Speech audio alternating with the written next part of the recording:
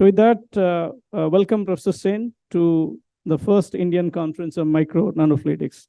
Over to you, Professor Shen. Thank you so much for the kind invitation. Can I share my screen? Yeah, we can see it clearly. Okay, that's great. Ashish, thank you so much for the kind invitation. I also want to thank the organizers giving me this opportunity to give a talk remotely. Apologies, I really wanted to make this trip, but yeah, due to other constraints, I'm not able to. Hopefully next time. So as Professor Shen introduced me, so I'm running a unit group at Okinawa Institute of Science and Technology. And my group mainly works on microfluidics, also combined with rheology. So we're interested in both fundamental aspects of fluid mechanics and rheology, but also with many different applications, mainly in the area of biotechnology. So for my talk today, so I want to highlight two different examples, cases of using microfluidics with biotechnology applications. So, so the first example I would like to discuss is to study how bacteria divide and duplicate. So inside the microchannel. So this mirrors the microbial populations in microscales. The second example is related to biosensing. So we usually integrate microfluidic devices with biosensors. For my today's talk, so I will present an example of a simple microfluidic device for by using electrochemical sensors. Okay, since we do a lot of microfluidics work, so the most important initial step is to make microfluidic devices. And so we can make a variety of different microfluidic devices in-house. And the materials can be range from plastics, such as PMMA, or by using soft lithography, we can also make PDMS devices, or we can also use a 3D printing special technique to make glass devices. And depending on the applications, and so we can choose the proper materials and so on. And so let me just provide some quick overview of this unique fabrication technique by using 3D printing by selective laser-induced etching. So this is the flow chart by using femtosecond laser.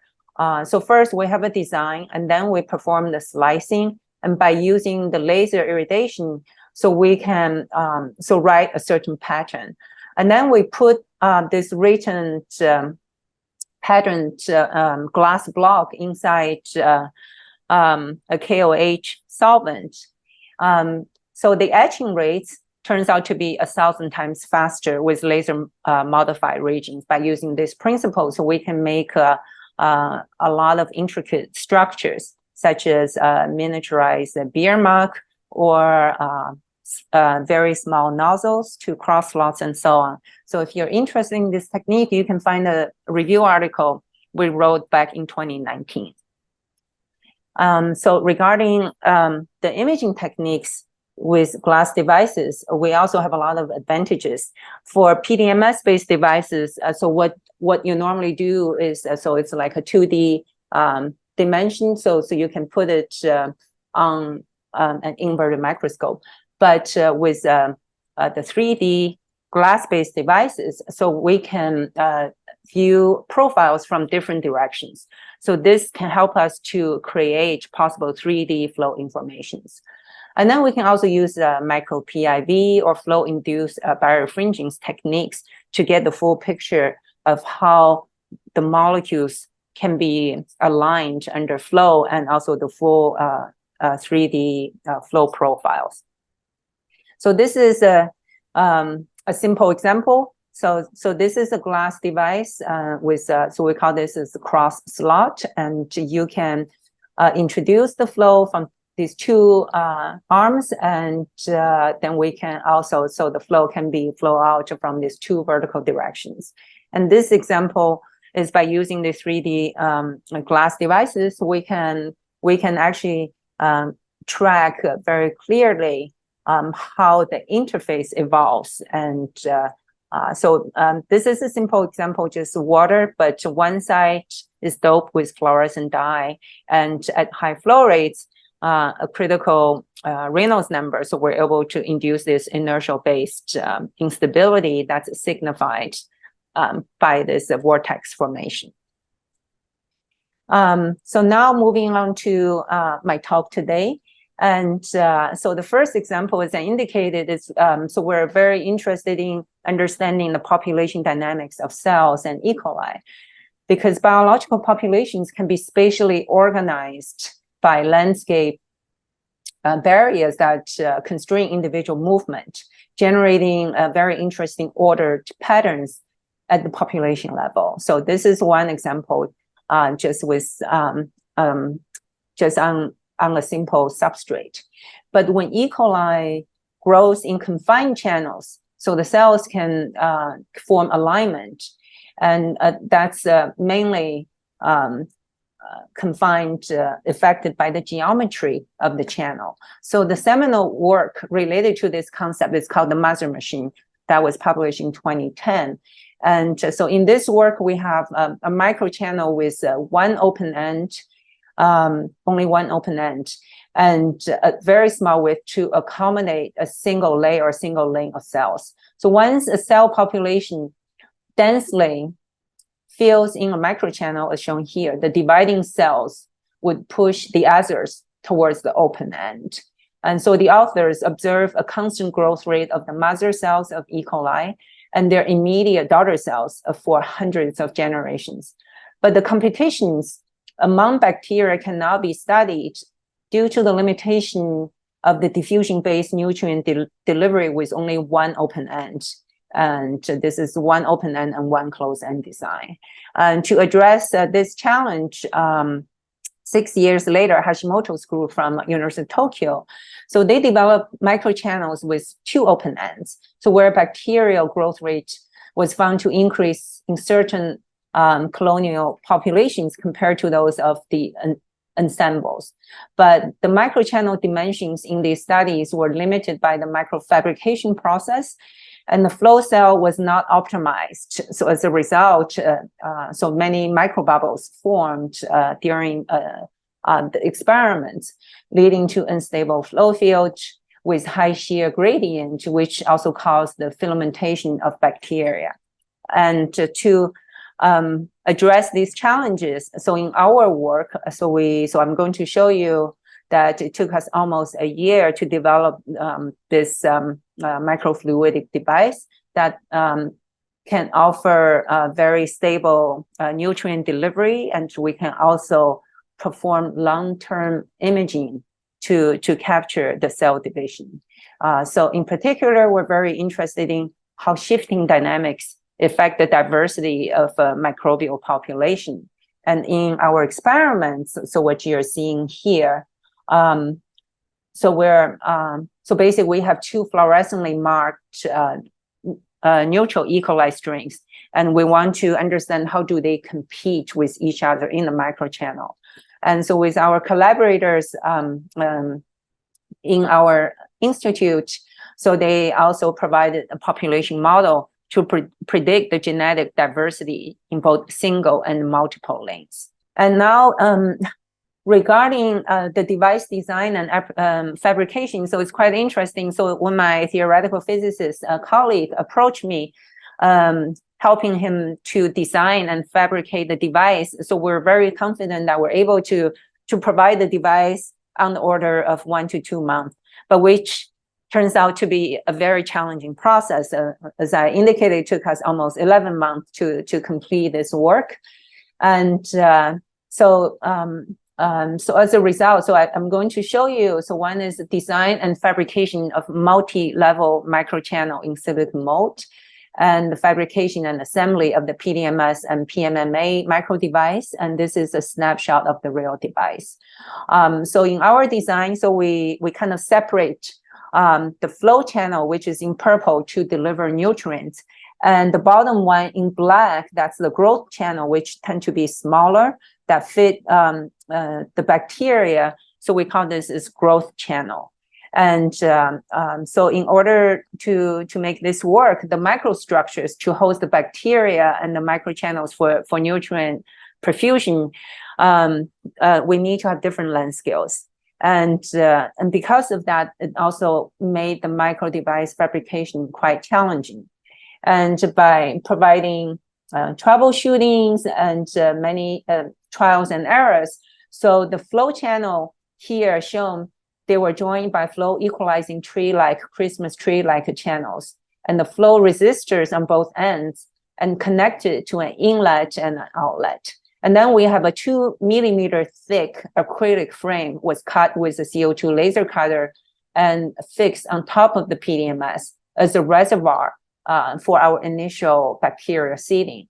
And so it turns out that if we're not careful with the flow equalizing and the control, so it's very easy to induce unstable flow conditions. And in addition, so over the order of a few hours, the bacteria can easily form this kind of filaments, and they can nucleate and form biofilms. And after another couple hours, they can completely block the microchannels and eventually blow up the device. So we had some really unfortunate incidents that, so we actually got a pretty expensive oil immersion lens damaged from this experiment.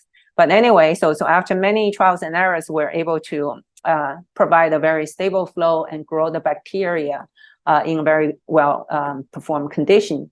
And the next step is related to long-term imaging. And so this is a snapshot of our real experimental setup. So you can see this is the inverted microscope. So we have this small incubator for temperature, humidity, and other control. And the microfluidic device is inside. So by selecting a microscope immersion oil, because the bacteria is on the order of 1 microns. So for most microscopes nowadays, they have this autofocus function. And we discovered that usually that worked for a few hours, but then they stop working. And the images become very drifty. And after many puzzling weeks, we discovered that the problem is due to the immersion oil. So by performing the rheological testing, we discovered that these oil, since we're doing long-term imaging for many, many hours, so the heat produced by the light sheet tends to make the oil evaporates, and their viscosity can change significantly. So we tested all the key microscope companies, Nikon, Olympus, and others. But at the end, we discovered this millipore immersion oil has the best performance. So from this table, you can see we have pristine and aged. And if they're consistent, they indicate that the oil is very stable and serves very well for the long-term imaging purpose.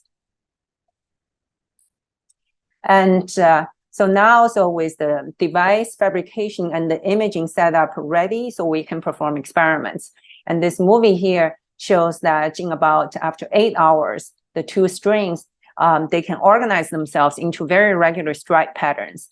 And the number of stripes and their width depend on the microchannel width, but they also fluctuate depending on the initial arrangement of the cells. And in these experiments, the average cell division time is about 95 minutes, meaning that lanes can be formed within a few generations. And so this slide shows 2 different microfluidic devices with very minor difference. So the left column shows the microchannel width about 2.5 microns versus 3 microns. But even with this very minor difference, so we can see the lanes, the number of lanes change from 3 lanes versus 4 stripes formed in the channel. And so our colleagues built a population model that can predict the stripe pattern formation. So they model the microchannel as a lattice of M versus N sites, and each site is occupied by one cell. And different colors represent different colonal populations. And then we can define an effective division rate from non-exponential distributions. So after reproduction, the daughter cell will take the position of its mother, and the other occupies one of the adjacent lattice sites, so on and so forth. So if you're interested, you can find more information from these two publications from last year.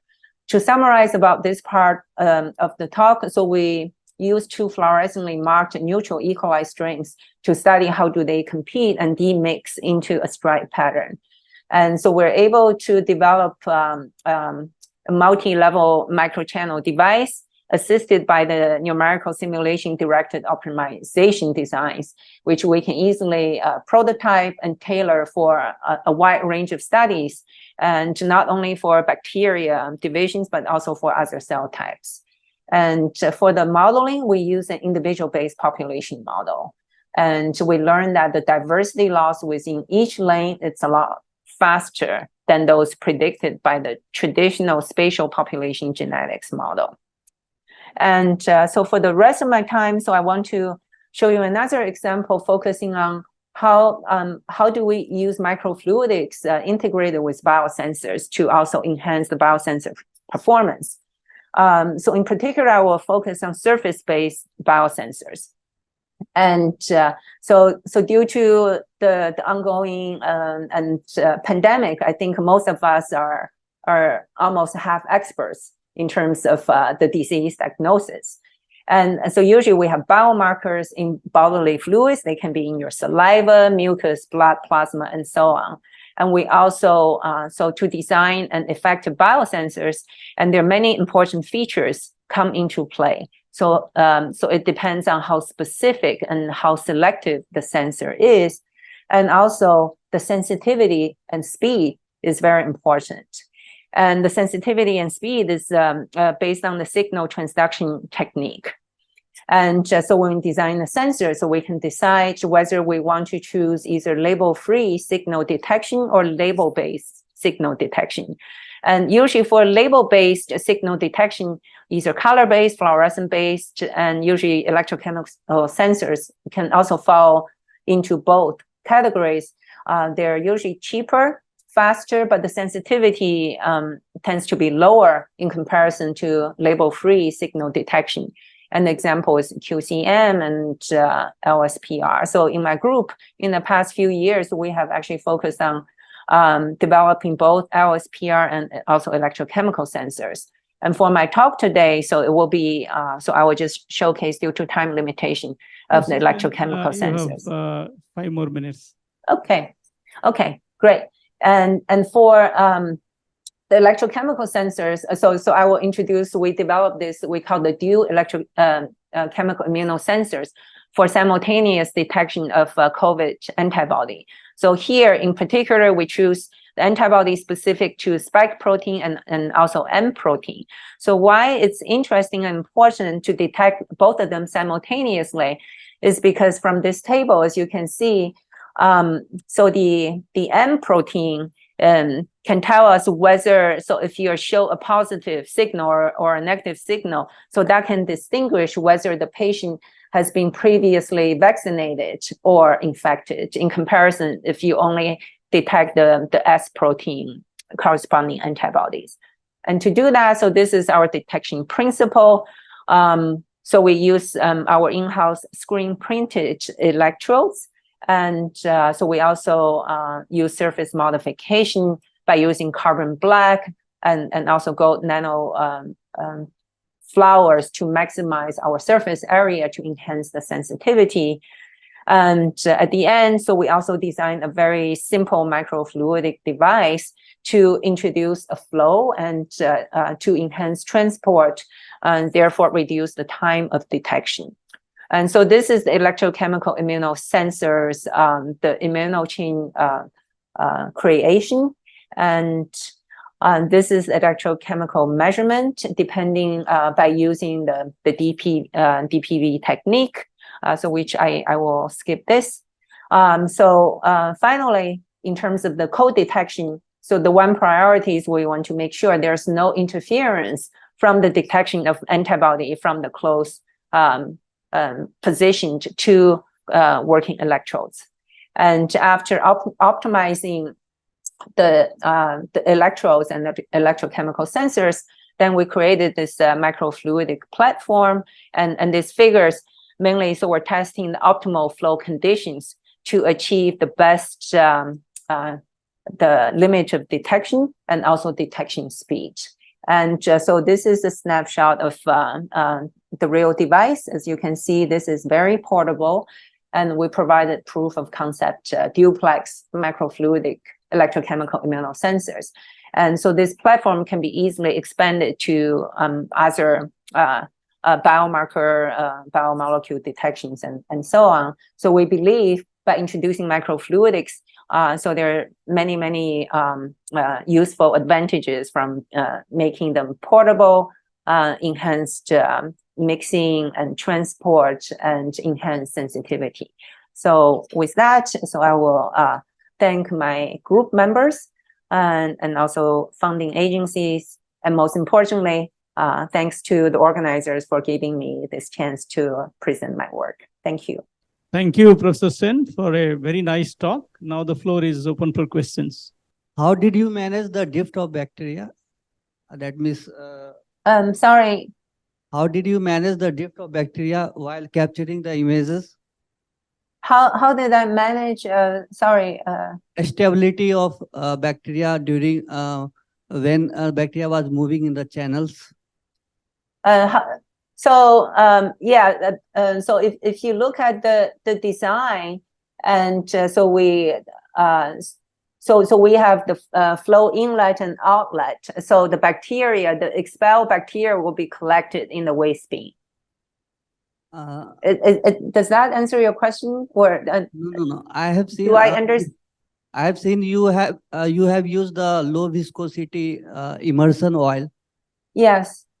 So right. That affect the bacterial movement? No, that did not. So mainly the immersion oil. So that's on top of. So we put a drop on top of the microscope lens. So it has no contact with the bacteria. So this is mainly for imaging purpose. And if the cells are larger than, say, 1 microns, you don't actually have to use the immersion oil. But for this application, it's mainly due to the very small size for the bacteria, so we have to use the immersion oil. Thank you. Okay, if there are no more questions, thank you, Professor Shen. Thank you. For a very exciting talk. And I think, from the organizers, we had a token of appreciation, but probably that will come to you later. Okay. Thank you very much. Thank you so